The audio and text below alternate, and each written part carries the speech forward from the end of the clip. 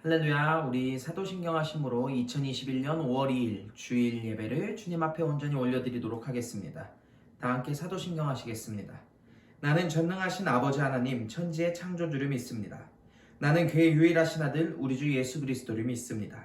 그는 성령으로 잉태되어 동정녀 마리아에게서 나시고 본디오 빌라도에게 고난받아 십자가에 못 박혀 죽으시고 장사된 지 사흘 만에 죽은 자 가운데서 다시 살아나셨으며 하늘에 오르시어 전능하신 아버지 하나님 우편에 앉아 계시다가 거기로부터 살아있는 자와 죽은 자를 심판하러 오십니다.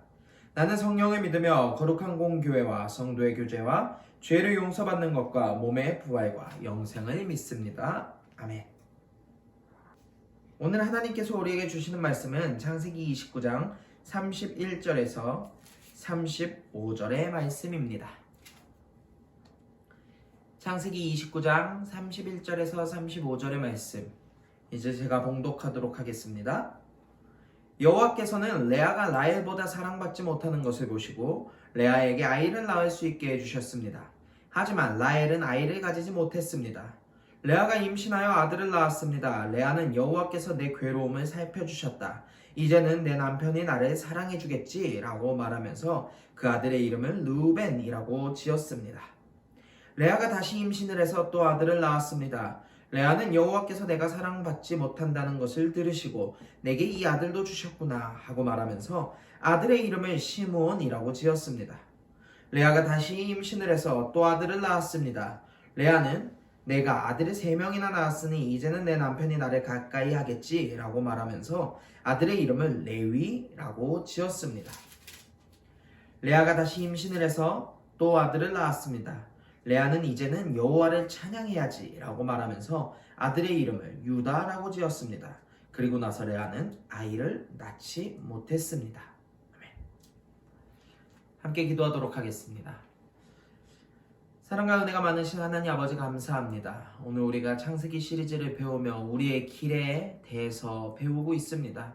주님, 우리가 마땅히 갈 길을 주님께서 알려주시고 우리가 갈 곳을 주님께서 제시하여 주시옵소서. 우리가 주님의 길을 따라가기 원합니다. 우리가 하나님의 나라를 이 땅 가운데 만들어내기 원합니다. 특별히 이 가정의 달 5월 첫째 주간에 우리가 가족들과 함께 주님을 따라가는 귀한 가족들이 주님의 동반자가 될 수 있도록 주님 우리 삶에 그리고 우리들의 가족 간에 축복하여 주시옵소서. 예수 그리스도의 이름으로 기도드립니다. 아멘. 네, 오늘 창세기 시리즈 길 17번째 시간입니다.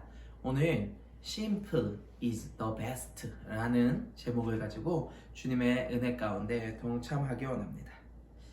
네, 이런 인생길을 걸어가려면 사실 힘에 부칠 때가 좀 있습니다. 하나님의 지극하신 전지전능하심으로 우리가 곤비함이 없을 수도 있겠지만 또한 사람의 연약함 때문에 참 힘든 것이 인생이기도 합니다.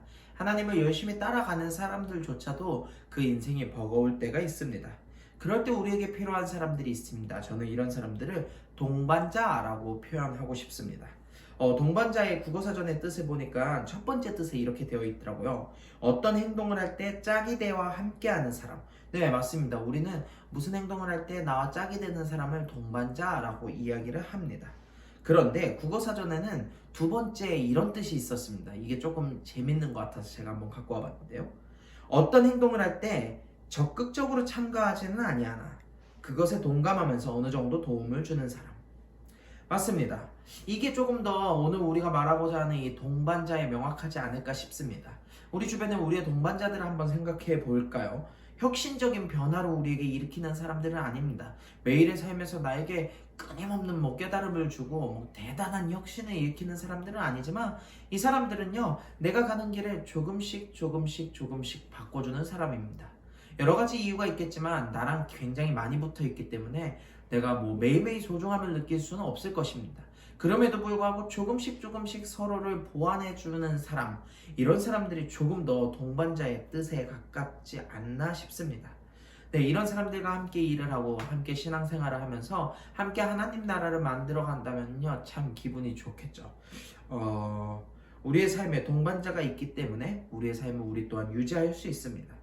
동반자에는 여러의 종류들이 있을 것입니다. 친구들도 있을 것이고 스승이나 제자의 관계들도 있을 것이지만 특별히 5월 가정의 달을 맞이하여서 오늘 우리는 우리의 동반자인 가족들에 대해서 한번 생각해 보기 원합니다. 그 누구보다도 오랜 시절을 우리와 함께하며 우리를 중보해주고 우리를 응원하는 바로 우리 옆에 있는 우리의 가족들. 네, 여러분들은 여러분들의 가족들과 어떤 관계로 지내고 계시나요? 이 사람들이 여러분들의 동반자 역할을 하고 계시나요? 아니면 여러분들은 이 사람들의 동반자 역할을 잘 해주고 계신가요?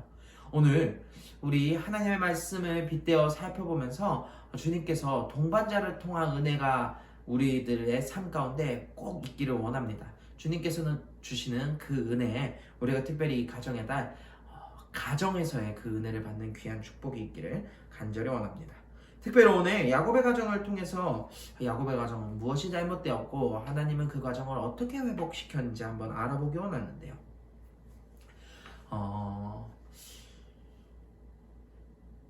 가족들이 싸우는 경우에 대해서 여러분들 한번 생각해 보신 적이 있으십니까? 가족들이 싸우는 경우 가장 오래 본 사람들이 서로를 잘 아는데도요 왜 싸울까요? 여러분들 가정에는 싸움이 없는 가정은 아마 없을 거라고 생각을 합니다. 부부끼리 혹은 부모와 자식 간의 관계에서 우리는 가장 잘 안다고 생각했던 이 사람들과 싸울 때가 있습니다. 이건요 굉장히 큰 문제 때문에 싸우진 않고요 굉장히 단순한 이유로 싸우는 경우들이 생각보다 더 많더라고요. 내가 아직도 이 사람을 이렇게 몰랐나 하는 그런 경우들이요. 그래서 오늘 설교의 제목은 어쩌면 이렇게 나왔을 수도 있겠습니다. 심플, 간단한 것이 is the best, 가장 최선의 방법이다. 우리는요 정말 단순한 것, 정말 간단한 것으로 가족들과 싸우기도 하지만 정말 단순한 것, 정말 간단한 것으로 그 가족과 화를 풀기도 합니다. 오늘 야곱의 가정에도 그런 문제가 하나 있었습니다. 세 번째 족장인 야곱의 이야기가 드디어 시작되었죠. 야곱은요 적어도 하나님 사랑하는 데 있어서 굉장히 끊임없는 열정적인 사람이었습니다. 온전하게 하나님을 사랑하는 그 자세가 대단한 사람이었죠. 그 광야의 길을 뚫고서 야곱이 도착한 곳은요 자신의 삼촌이자 어머니의 오빠 되는 라반의 집이었습니다. 아버지의 그 이삭의 조언으로 혼인할 여인을 구하기 위함도 있었고 형 에서의 위협을 피해서 온 것도 있었지만요 그 모든 것의 중심을 봤을 때 야곱은 하나님의 언약을 위해서 이 라반의 집까지 오게 되었습니다. 1000km가 넘는 그 길을요. 네, 어쩌면요 신기하게도 오늘 성경의 문제는 여기서부터 시작을 합니다. 야곱이 하나님의 말씀을 너무 잘 따랐기 때문에. 좀 의아하시죠? 왜 그랬을까요? 야곱이 하나님 말씀을 잘 따랐는데 왜 문제가 생길까요? 야곱 역시 부족하고 연약한 사람이었습니다. 그리고 이제 족장으로 막 세워지기 시작한 사람이었습니다. 그런 야곱에게는요 다른 그 무엇보다 하나의 커다란 결함이 있었는데 바로 목적지향적인 사람이라는 것입니다. 하나의 목적이 자기의 삶에 딱 들어오게 되면요 거기에 집중한 나머지 다른 것을 보지 못합니다. 일단은요 형 에서를 그렇게 매몰차게 에서에게서 장자권을 빼앗고 온 것만 봐도 야곱이 얼마나 목적지향적인 사람인지 알 수 있겠죠. 아무리 하나님의 목적이 중요하지만 하나님의 나라라는 그 목적이 중요하지만 우리가 쉽게 가족 간의 의리를 버리기는 어렵거든요. 야곱은 조금 그런 결단이 있는 사람이었습니다. 그런 채로 야곱이 라반의 집에 도착하게 되었을 때요 목적지향자가 한 명 더 나타납니다. 바로 야곱의 삼촌인 라반이었습니다. 우리는요 흔히 이 둘의 관계를 보면서 사기꾼을 속이는 사기꾼이라고 얘기를 하는데요. 맞습니다. 야곱은요 라반의 집에 도착했을 때 라반은 그의 목을 껴안으면서 막 울면서 잘 왔다, 너가 야곱이구나, 소식은 들었다 라고 얘기를 하면서 기쁘게 맞이해 줍니다. 근데 그것도 잠시 야곱은 어느 순간 거의 그 집의 노예가 되어버립니다. 야곱이 라반의 둘째 딸인 라헬을 보고 반하게 됩니다. 아, 저 여인이 내가 결혼해야 될 여인이구나. 굉장히 열정적으로 야곱은 그 여인에 대한 사랑을 느끼게 되고 라반에게 가서 이렇게 얘기를 하죠. 삼촌, 제가 라헬과 결혼하고 싶습니다. 라헬을 저에게 주십시오. 이 당시에는 결혼이 그런 식으로 잘 이루어졌기 때문에 삼촌도 흔쾌히 허락했습니다. 다른 누구도 아니고 야곱 너라면 괜찮지. 그런데 조건이 있어. 우리 집에 일손이 좀 부족해. 네, 조카인 야곱을 소위 종처럼 부리게 된 것입니다. 야곱은 흔쾌하게 허락했습니다. 왜냐하면 야곱은 목적지향적인 사람이었습니다. 목적이 바뀌어버린 거죠. 라헬이 마음에 든다라는 라헬에게 꽂힌 그 다음부터 야곱은요. 그럼 삼촌 제가 7년을 이 집에서 일하겠습니다. 오케이 그렇게 하겠습니다 하고 7년을 열심히 일하게 되죠. 그리고 야곱이 이제 결혼식을 올리게 되었을 때 삼촌은 너무 좋아하면서 라헬이 아닌 레아를 야곱과 결혼시킵니다. 레아는 라반의 첫째 딸이었습니다. 그런데 중요한 것은요, 그 무엇보다 중요한 것은 야곱은 레아가 관심이 없었다라는 것이죠. 사람들은요 간혹 레아가 좀 못생겼다라고 생각을 하는 경우들이 있는데 실제로 주석학자들은 레아도 역시 라헬만큼 아름다웠을 것이라고 표현을 합니다. 라헬을 표현을 할 때 암말, 이제 말 아시죠 여러분들? 암말에 비교를 하는데 레아를 표현할 때는 암소에 비교를 합니다. 첫째, 둘째 다 우열을 가리기 어려울 정도였다라는 이야기죠. 물론 이제 성경에는요 그 레아의 눈에 뭐 시력의 장애가 있었다, 뭐 알력이 있었다라는 얘기들이 있는데 이것은 제가 재밌는 그런 이제 전설을 하나 들었는데 유대인들의 랍비들의 그 전승 가운데는요 원래 라반과 야곱의 아버지 이삭이 서로 그런 얘기들을 했었고 둘 다 아이들이 2명씩 있었잖아요. 그 2명을 이렇게 결혼시키기로 했대요. 에서는 레아, 야곱은 라헬과. 근데 에서가 다른 이방 사람들과 결혼한 것을 레아가 듣게 되고 눈에서 눈물이 멈추지 않았다. 뭐 이래서 이제 뭐 알력이 생겼다라고 표현을 하기도 하는데 그럴싸한 대답입니다. 어쨌든 간에 레아가 라헬보다 못난 점은 분명 없었다는 거. 그러나 야곱은 라헬을 더 좋아했다는 것이죠. 그렇습니다. 뭐 형제가 아무리 이뻐도 형제 둘 다 좋아할 수가 있나요? 저도 제 아내와 처제가 있는데 처제도 아내 못지않게 예쁩니다. 근데 저는요 아내가 훨씬 더 예쁩니다. 뭐 이거는 당연한 일이겠죠. 야곱에게도 당연한 일이었습니다. 저보다 더 목적지향적인 이 야곱이 첫날 밤을 레아와 보낸 다음에 얼마나 화가 났을까요? 삼촌 라반에게 가서 따집니다. 그랬더니 라반은요 이렇게 아주 능청스럽게 얘기를 하는 거예요. 우리 동네 사람들한테 첫째가 결혼을 안 했는데 둘째를 결혼시키는 경우는 없다. 이제 라헬을 줄 테니까 너는 우리 집에서 7년을 더 일해라. 졸지에 14년을 라반의 집에서 일하게 된 것입니다. 사기꾼 잡는 사기꾼. 이 말이 이해가 가시나요? 라반 정말 대단한 사람이죠. 거의 딸을 장사의 도구로 사용한 이 라반, 그리고 목적지향적인 야곱, 이 사이에서 어떤 일이 일어났을까요? 바로 오늘 성경의 문제가 일어나게 되는 것입니다. 라헬이 아닌 레아가 아무에게서도 사랑을 받지 못하게 되었다는 것입니다. 가족 구성 간에 문제가 생긴 것이죠. 어쨌든 가족으로 묶여진 이 사람들 가운데 레아는 소외당했습니다. 레아는 힘이 들게 되었고 아무도 자신을 사랑하지 않는다는 것이 너무나 큰 슬픔이었습니다. 오늘 성경의 문제는 바로 이것입니다. 레아가 슬퍼졌다라는 것, 가족 구성 간에 분열이 생겼다는 것입니다. 엊그제 이런 인터넷에 글을 하나 보았는데요. 딸바보인 남편과 이혼하고 싶다. 이게 무슨 얘기일까 싶어서 그 글을 한번 클릭해서 제가 봤는데요.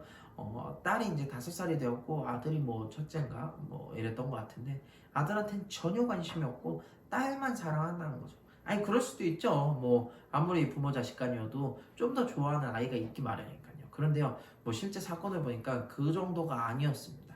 아들이 넘어져도 아들이 일으켜주지도 않고 딸은요 넘어질까봐 무서워서 아빠가 매일매일 안고 다닌대요. 5살이 돼서 뛰어다니기도 벅찬 이 아이를요 매일매일 안고 다닌대요. 그러다 보니까 자연스럽게 딸도 아빠를 그리고 아들을 무시하는 경우가 생기고 엄마는 그러다 보니까 아들을 더 편애하게 되어버린 것이죠. 이것으로 내가 두 자식 간에 편애가 생기는 것 자체가 못마땅하다. 내 남편에게 아무리 얘기를 했어도 고쳐지지가 않는다. 나는 이게 정당한 이혼 사유라고 생각한다 라고 얘기를 하더라고요. 안쓰럽죠? 한 가정의 분열이 이렇게 간단한 데서 온다는 것입니다. 너무나 간단한 문제죠. 아빠가 두 아이를 최대한 고르게 사랑해야 되는데 딸만 사랑했더니 이런 문제가 생긴 것입니다. 여러분들 소외받아 보신 적 혹은 덜 사랑받아 보신 적이 있는지 모르겠는데 형제가 있는 집, 형제가 많은 집일수록 좀 그렇다라고 하죠. 저는 외동이라 그런지 사실 그런 사랑의 결핍에 대해서 느껴본 적이 좀 없는데 한번 그런 사랑의 결핍에 대해서 느껴본 적이 있습니다. 딸이 생겼습니다. 저희 집에 갑자기 무슨 딸이냐고요? 멍순이라는 저희 집에 강아지가 생겼을 때 제가 아주 사랑에 대한 결핍을 오더라고요. 물론 우스갯소리입니다만 저희 부모님이 다 우리 멍순이만 보고 있는 것을 볼 때 감히 사람이 어떻게 강아지를 이기겠습니까? 네, 얼마나 예뻐요. 그러니까 저한테 당연히 이제 결핍이 오더라고요. 병난로였다 구워서 주던 그 고구마를요 이제 저는 먹지 못하게 하고 멍순이에게만 주던 그 모습을 보면요 몇 년 전 일이지만 아직도 이게 가족 간의 결핍인가라는 생각이 듭니다. 물론 저는 우스갯소리로 얘기했지만 이것은 실제 뉴스까지 나왔던 정말 커다란 일이었습니다. 이게 과연 이혼 사유가 되었는지 제가 그 결과는 찾지 못했습니다만 가정에 일어나는 문제들이 그렇다라는 겁니다. 너무나 간단한 문제들이 심화되고 지속되면요 너무 커다란 문제가 된다는 거죠. 사람에게 사랑 주지 못했던 거, 그 한 번의 경험들이요 너무 커다란 상처가 된다라는 이야기입니다. 여러분들의 가정은 어떠신가요? 결핍이 없으신가요? 가족 구성원 간의 문제가 하나도 없으신가요? 아마 그렇진 않을 것입니다. 분명 문제가 있는데 우리가 알지 못하는 것이겠죠. 내 아내가 지금 어떤 기분인지, 내 남편이 무슨 생각을 하는지, 내 아이들이, 내 부모님이 어떤 고민을 하는지 우리는 알 필요가 있다는 것입니다. 목적에 취해 야곱처럼 가정을 돌보지 않아서는 안 된다는 이야기죠. 우리의 목적은 하나님과 함께하는 삶, 하나님을 기뻐하는 삶입니다. 그만한 삶의 목적이 없습니다. 그런데요, 하나님께서 우리에게 그 삶의 의미에 대해서 가정이라고 얘기해 주셨거든요. 생육하고 번성하고 충만하고 정복하고 다스려라 라고 창세기 1장부터 하나님께서 말씀하신 게 가정의 존재 이유이고 이 나라 하나님의 나라의 존재 이유입니다. 과연 야곱이 하나님의 복을 받을 때 수적인 부흥, 양적인 성장만 있다면 도대체 무슨 소용이 있겠습니까? 하나님을 아는 이들이 많아지는 것이 별과 같이 모래같이 많아지는 것이 중요한 의미가 아니겠습니까? 그런 의미에서 야곱은 지금 자신의 가족의 결여를 모르고 있었고 문제는 계속해서 골마가고 있었다라는 것이죠. 그리고 오늘 우리의 가정 가운데 그런 문제가 없으면 참 좋겠지만 그런 문제들도 생길 수 있습니다. 하나님을 잘 믿는다 하면서도 생길 수 있습니다. 왜냐하면 우리도 연약하기 때문입니다. 과연 이런 문제를 하나님은 어떻게 푸셨는지 오늘 하나님의 판단에 대해서 한번 알아보기 원합니다. 하나님은 오늘 레아를 만나셨습니다. 오늘 우리가 읽은 본문 굉장히 짧지만 간단한 레아의 초점이 맞춰진 본문이죠. 누구 가족 구성화 하나 할 거 없이 누구에게든 다 소외받는 레아였지만 하나님은 그런 레아를 알고 계셨습니다. 사랑하셨습니다. 소외하지 않으셨습니다. 그에게 관심을 가지시죠. 그 관심이 무엇으로 나타나느냐? 레아와 그 자식 간의 관계에서 나타납니다. 야곱은 라헬을 사랑했지만 라헬은 자식을 가지지 못했습니다. 그러나 하나님은 레아에게는 자식을 주십니다. 이것은 하나님의 의도였습니다.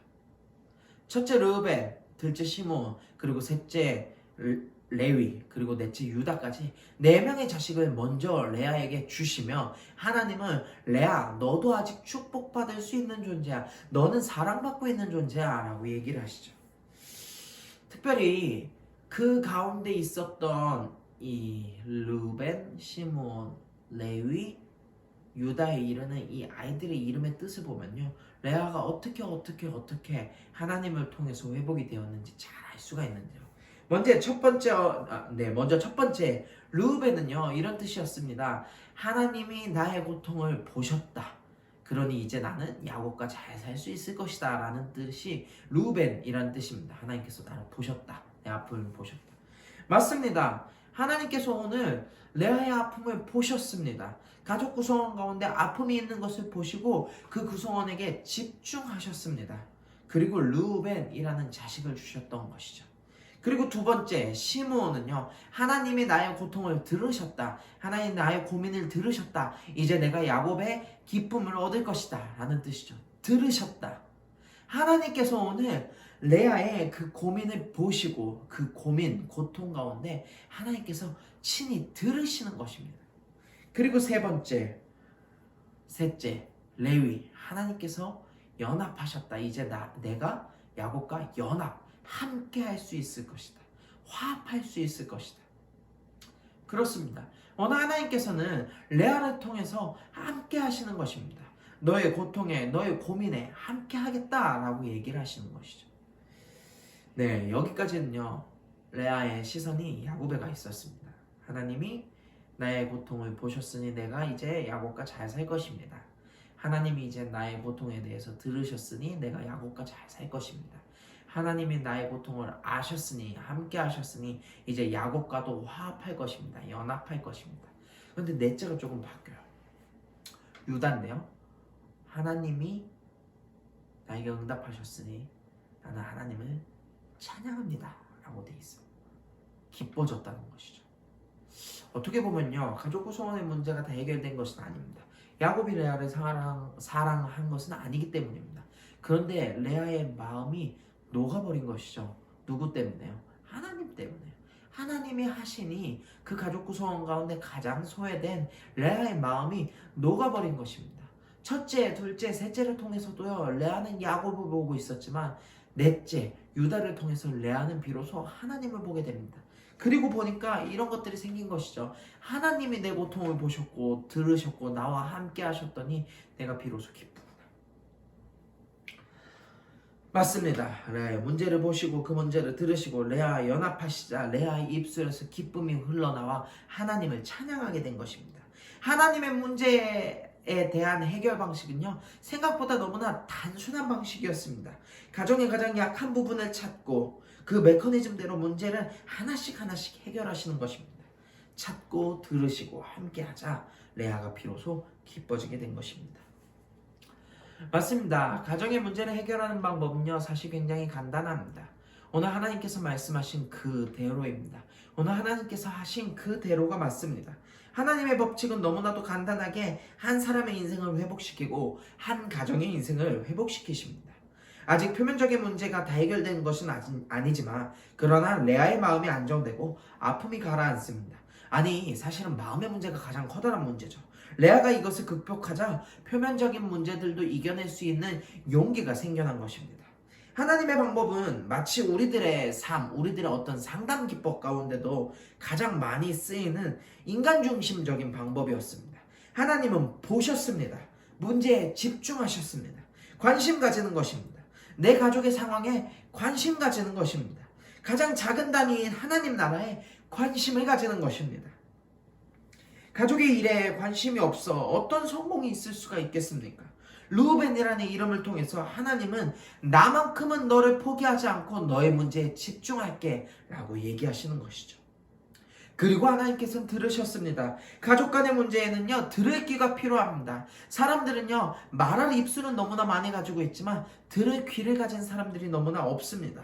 하나님은요, 레아에게 관심을 가지고 레아의 문제를 들으시는 것입니다. 너 무슨 문제가 있니? 다 말해봐. 내가 지금껏 너가 말하지 못했던 그 문제들 들어줄게. 그랬더니 시몬이라는 이 이름을 통해서 알 수 있듯이 하나님께서 나의 문제를 들으셨다라고 얘기를 하는 것이죠. 그리고요, 그럼에도 불구하고 확실하게 하기 위해서 문제를 넘어서 더 단단해지기 위해서 하나님은요, 우리에게 보여주신 방법은 바로 레위입니다. 연합하다, 합하다, 하나가 되다. 이게 무슨 말이냐? 하나님이 먼저 레아와 함께 하셨다, 연합하셨다라는 뜻입니다. 가정의 문제에 그 문제를 보고 그 문제점에 대해서 듣고 그리고 함께 그 고민을 해결하는 것, 너무나 간단한 것이지만 우리가 다 그렇게 쉽게 하지는 못하는 그것. 하나님은 오늘 이게 간단한 거다, Simple is the best라고 얘기를 하시는 것입니다. 가장 단순한 것이 가장 최선의 결과를 나타낸다. 가정은 너희들이 그런 관심만 있으면 된다라는 것을 얘기하시는 것이죠. 돈이나 선물을 준다고 해서 가족이 하나가 되는 것이 아닙니다. 서로의 문제에 함께 해야 되는 것입니다. 레위라는 이름의 뜻에서 알 수 있듯이 하나님이 레아와 연합할 때 레아의 그 문제들이 회복되는 것입니다. 그럴 때 레아의 입술에서 나온 것이 바로 이 넷째, 유다였습니다. 내가 하나님을 찬양합니다라는 고백이 나오게 되는 것이죠. 보고 듣고 함께 해줄 때 그 입에는요 기쁨이 흘러나오고 찬양이 흘러나오게 되는 것입니다. 이 레아의 찬양이요 그냥 단순하게 레아의 찬양으로만 끝난 것이 아니라 하나님은요 레아의 넷째 아들인 유다를 통해서 예수 그리스도의 족보를 완성하십니다. 사람의 생각에서는요 당연히 라헬이 더 멋진 사람, 당연히 라헬이 더 사랑받을 수 있는 사람이었지만 하나님이 보시기에 하나님이 쓰시면 레아와 그 가족을 통해서 이 세상을 구원하시는 예수 그리스도가 나올 수 있게 된다는 것이죠. 맞습니다. 이혼율은 높아지고 가족 간의 신뢰도 낮아지는 이 시대에 그럼에도 하나님은 우리에게 너무나 귀한 여러분들의 가족을 여러분들에게 주셨습니다. 해도 되고 안 해도 되는 일이 아니라 이 가족을 지키는 것, 가족 구성원 간의 문제를 해결하는 것은요 우리의 사명입니다. 꼭 해야 하는 일입니다. 왜냐면요 여기가 하나님의 나라이기 때문입니다. 하나님은 우리에게 짝을 주시고 남자와 여자가 서로 화합하게 하시고 하나님은 우리에게 부모와 자녀라는 뗄래야 뗄 수 없는 혈연의 관계를 주셨습니다. 여기가 하나님 보시기에 가장 기쁜 곳, 하나님을 찬양하는 곳이 되어야 여기서부터 하나님 나라가 이루어져야 우리의 삶 가운데서 예수 그리스도가 말씀하셨던 하나님이 원하시는 아름다운 하나님 나라가 이루어지는 것입니다. 생육하고 번성하고 충만하고 정복하고 다스리는 것을 우리의 가정부터 해야 우리 가정의 문제를 알고 그 문제를 회복해야 우리로부터 하나님 나라가 이루어진다는 것입니다. 만약에 하나님 나라의 가치가 돈에 있었다면은 성공에 있었다면은 부와 명예에 있었다면요 가정은 중요한 것이 아니었을 것입니다. 그러나 오늘 하나님은 우리에게 이렇게 말씀하십니다. 이렇게 명령하십니다. 가족 구성원의 문제를 돌봐라.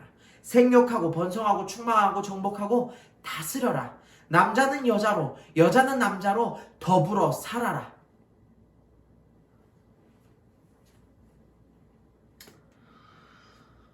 우리의 귀한 가정이 이 세상에 뿌리 내릴 때 하나님 나라가 이루어질 수 있기 때문입니다. 오늘 야곱은 목적을 향해서 달렸지만요 지치기도 했고요 올바르지 못한 그 목적에 대한 시선 때문에 진정한 하나님 나라를 잃을 뻔했습니다. 그러나 오늘 어김없이 하나님은요 레아라는 그 하나님 나라의 가장 작은 단위, 이 가정에 소외받았던 사람을 통해서 하나님 나라를 세우십니다. 진짜 진정한 문자적 의미로 하나님 나라, 예수 그리스도가 탄생하게 되는 하나님의 족보를 세우십니다. 이게 하나님의 방법입니다. 너무나 간단하지만 최선의 방법이죠. 레아의 그 아픔을 보시고 들으시고 레아와 함께 하시고 그리고 레아의 입술에서 기쁨, 찬양이 흘러나오게 하시는 그 하나님의 은혜. 오늘 가정의 달 가운데 우리는 야곱과 같아서 또 각자의 길로 걸어갈 수도 있습니다. 우리는 너무나 연약하고 100% 온전하지 않기 때문에 지금 저와 여러분들의 가정 가운데도 문제가 있을 수도 있겠죠. 지금 문제가 없더라도 언젠가 문제가 터질 수도 있습니다. 그러나 오늘 그 문제 가운데서 사람의 시선이 아니라 내가 사랑하는 것이 아니라 하나님의 시선을 보기 원합니다. 하나님께서 하셨던 그 방법, 가장 간단하지만 가장 최선의 방법이었던 그 방법을 우리가 함께 따라하기 원합니다. 우리 지금 한번 같이 따라해 볼까요? 보고, 들어주고, 함께하고, 기뻐하자. 보고, 들어주고, 함께할 때 우리의 가정 가운데서 서로가 서로를 찬양하는, 서로를 통해서 하나님을 찬양하는 귀한 하나님의 나라가 이루어질 줄로 간절히 믿습니다. 오늘 가정의 달 첫째 주간 저와 여러분들의 삶 가운데 가정이 회복되는 그 무엇보다 중요한 기적이 일어나기를 간절히 원합니다. 하나님의 나라는 여러분들의 가정으로부터 이루어집니다. 이제 주기도문하고 축도함으로 2021년 5월 2일 주일 예배를 주님 앞에 온전히 올려드리겠습니다. 그러나 여러분들의 삶의 예배는 이제 시작됩니다. 오늘은 그 무엇보다도 여러분들의 가정으로 가셔서 여러분들의 가정으로부터 하나님 나라를 이끌어내시기를 간절히 원합니다. 우리 주기도문 하도록 하겠습니다. 하늘에 계신 우리 아버지, 아버지의 이름을 거룩하게 하시며 아버지의 나라가 오게 하시며 아버지의 뜻이 하늘에서와 같이 땅에서도 이루어지게 하소서.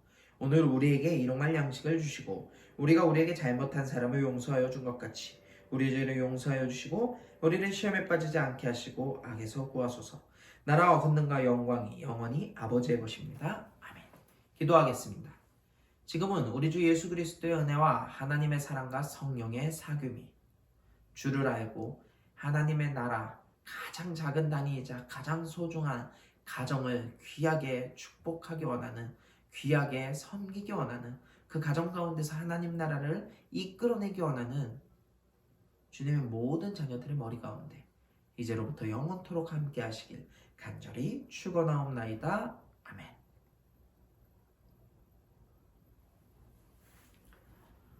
광고 말씀드리도록 하겠습니다. 저는 지금 이 영상을 찍는 시점 토요일에 휴가를 잘 복귀했습니다. 그러나 우리 이제 사단 방침이 지금 8일 PCR 검사 1차를 받은 뒤 8일이 지나야 2차 PCR을 받을 수가 있기 때문에 다음 주는 아직 비대면 예배를 예상하고 있습니다. 그리고 지금 전군이 특별방역기간으로 또 조성이 되었기 때문에 이 기간이 연장된다면 역시나 비대면이 될 거라고 예상을 합니다. 여러분들 우리나라 코로나 상황 가운데 특히 이제 백신 접종이 시작이 되었는데 이 상황이 빨리 회파될 수 있도록 여러분들 꼭 기도를 해 주시면 감사드리겠습니다.